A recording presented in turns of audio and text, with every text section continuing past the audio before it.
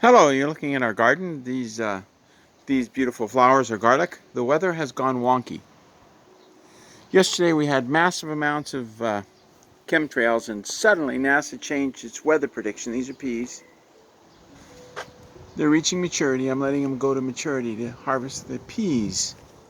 They're sproutable peas, and I want more sproutable peas. So we're not getting any strawberries, very few grapes, no apples, no pears. The weather's gone wonkadoodle. These spots are weeds.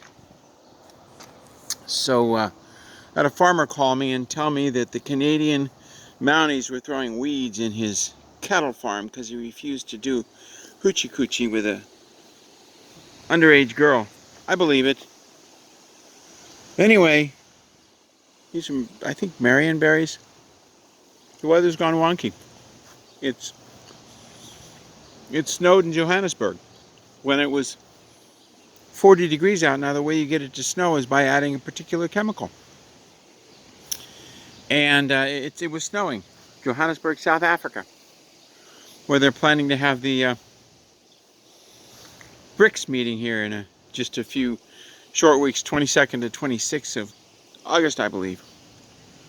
So the weather's gone wonky doodle.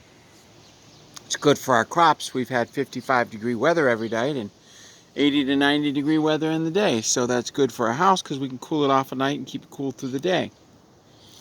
We only had to run the AC a couple times because the air is weird. It's like they're pumping poisons in us. Now, yesterday we had a most spectacular chemtrail. I'm sorry, I can't say that word. Anyway, NASA's controlling the weather. It's going to be 115 degrees in Phoenix, sustained for a while, 110, 115 degrees, which is very unusual. It's going to be, it's just going to be insane weather.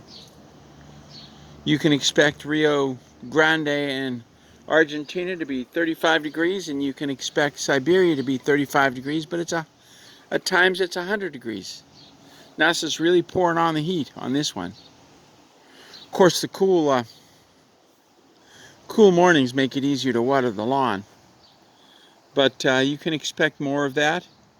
You can expect the drought to continue in all across the western United States, and you can pretty much bank on the fact that NASA is going to continue to do what they said they were going to do, and that is dry out all of Europe.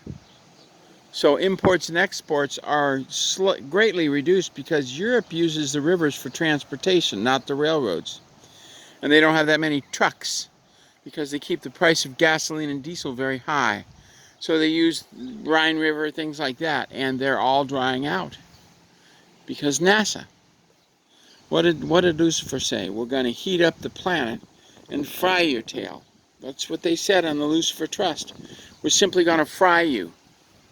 So the skies are going to get hotter and hotter and hotter in areas that they wanted to get hotter in, and remain cool in areas like Rio Grande, Argentina, which must have a population of a few people. But they're going to hit the cities with massive amounts of crime, and they're going to hit the agricultural production facilities. I mean, it's going to be 90 degrees in Bismarck, North Dakota. Do you know what 90 degrees with this current white sun does to crops? It dries them out. So corn planting is up, but soybean planting is way down, almost just way down. People aren't making money on crops, so they're deciding not to plant. If they put their farms in nonprofits, they wouldn't have to pay property tax. Just put the land in nonprofit and have the farm do the profits, but the land, put it in a nonprofit and lease the land for $1 a year. You can do that. Anyway, so what you're looking at is massive weather changes that are going to dry out Europe and the United States as wheat production will plummet. Corn production has plummeted.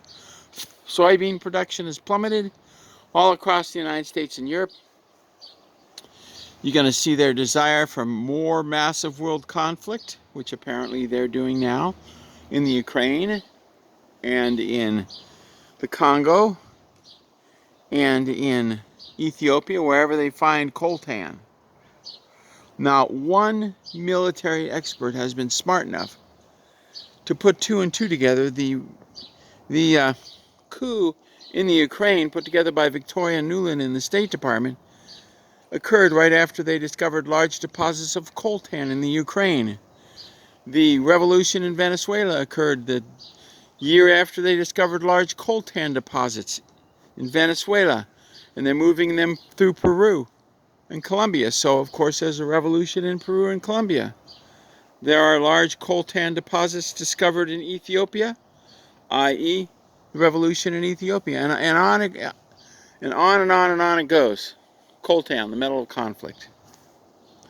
So you can expect crop production to plummet worldwide because of the weather changes being orchestrated through NASA, through the satellites, through the you've heard this 1,000 times, 55th and 60th Air Wing, Dryden Air, the microwave cannons, and West Point installed one of them microwave cannon, and guess what? It flooded West Point out.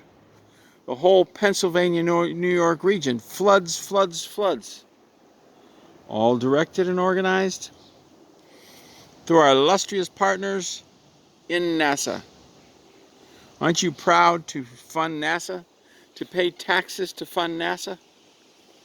Anyway, God bless. Thank you very much. We appreciate a lot of weeds back here. They come from the feeders, but that's okay. God bless, and we'll see you bright and early tomorrow morning. Our crops are exploding, which is unusual. We're waiting for NASA to lower the boom and freeze us out. Unbelievable.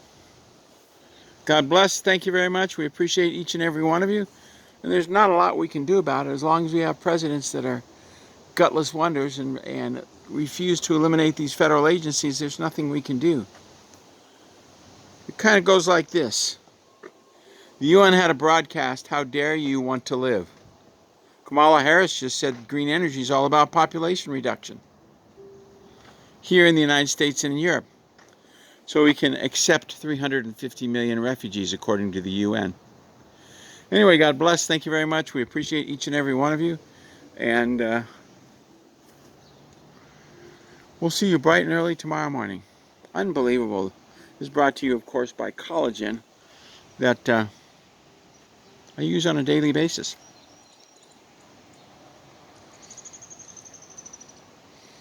That plant in the corner, the one right over there, that's hops. I was hoping it would grow along the fence, but it's a slow grower. So we got some thornless blackberries. Hello, Mr. Hummingbird. These are thornless blackberries. These are thornless blackberries, but they turned out to have thorns on them, so my wife cut them down, but I keep them wet so they're still ripening. Yeah, they ripen right there on the vine without any roots. I just keep them wet. God bless. Thank you very much. We appreciate each and every one of you.